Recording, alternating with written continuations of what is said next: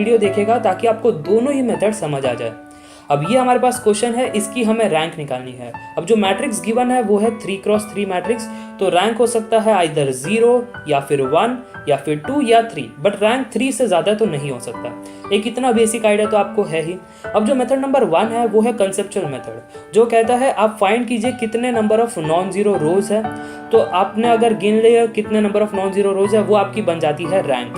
तो यहाँ पे कंसेप्ट क्या है, rank is equal to number of non zero rows. But फिर एक डाउट आता है, ये जो रोज है वो रो कैसी होनी चाहिए। मैं आपको बता दूं, जब आप ये काउंट कर रहे हो नंबर ऑफ नॉन जीरो रोज, तो आपकी जो मैट्रिक्स है वो होनी चाहिए रेड्यूस्ड फॉर्म में। ठीक है, रेड्यूस्ड फॉर्म में मैट्रिक्स होनी चाहिए, जबकि ये जो मैट्रिक्स आपके पास गिवन है वो रेड्यूस्ड फॉर्म में नहीं है।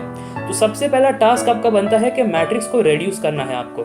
कैसे करोगे, ये जो टर्म है इसको आपको ट्राई करना है, 0 आपको यहाँ पे बनाना है। तो यहाँ पे आप कैसे इस टर्म को 0 बना सकते हो, R3 is equal to R3 plus R2, क्योंकि जब ये टर्म इस टर्म से ऐड होगा तो -7 + 7 आपके पास बन जाएगा 0।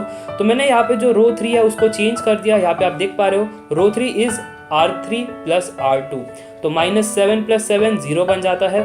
फिर 0 + 4 आंसर बन गया 4। फिर है -4 + 8, तो यहाँ पे आंसर बन जाता है 4। बट अभी भी ये रेड्यूस्ड फॉर्म में नहीं है।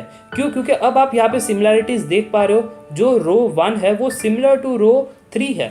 क्योंकि अगर आप अब रो 3 को चेंज करते हो रो 3 बाई रो 2, तो ये बन जाती है सेम एज रो 1। ठीक है, अगर आप करते हो इस चीज को डिवाइड बाय 2, तो आप देख पा रहे हो कि जो रो 3 है अब रो 1 के बराबर बन जाती है। तो मैंने क्या करा, सेकेंड स्टेप में रो 3 को चेंज कर दिया रो 3/2 माइनस रो 1। तो इसका मतलब ये हुआ कि पूरी की पूरी जो रो है अब वो 0 बन गई। क्यों? क्योंकि ये टर्म बन जाता है 0 - 0, ये टर्म था 2 - 2, सिमिलरली ये टर्म भी था 2 - 2। तो इस प्रकार हमारी रो 3 तो 0 बन जाती है। और अब अगर आप देखते हो नंबर ऑफ नॉन जीरो रोज, तो यहाँ पे तो 2 है नंबर ऑफ नॉन जीरो रोज, इसके लिए रैंक क्या बन गई 2।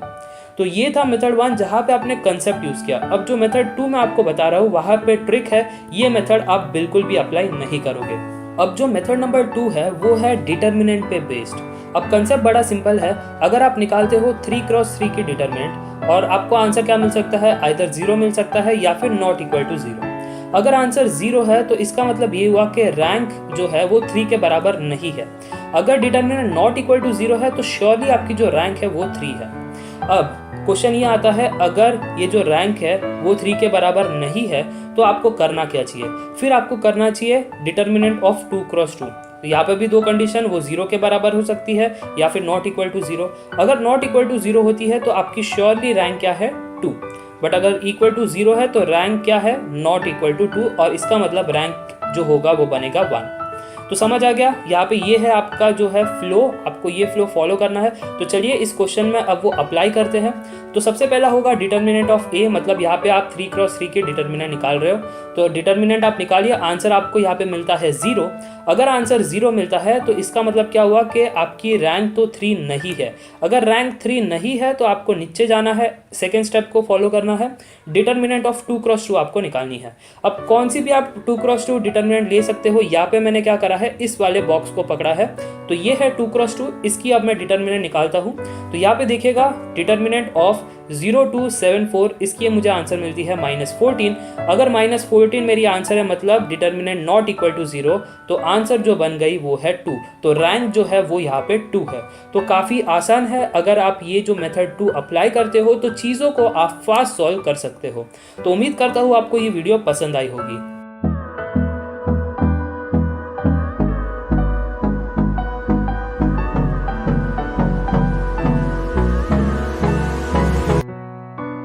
अगर आपको मेरी वीडियो पसंद आ रही हो, then do like this video, share with your friends and subscribe to my YouTube channel। तो मिलते हैं अगली वीडियो में। Till then, take care. This is Shrenik Jain. Peace out.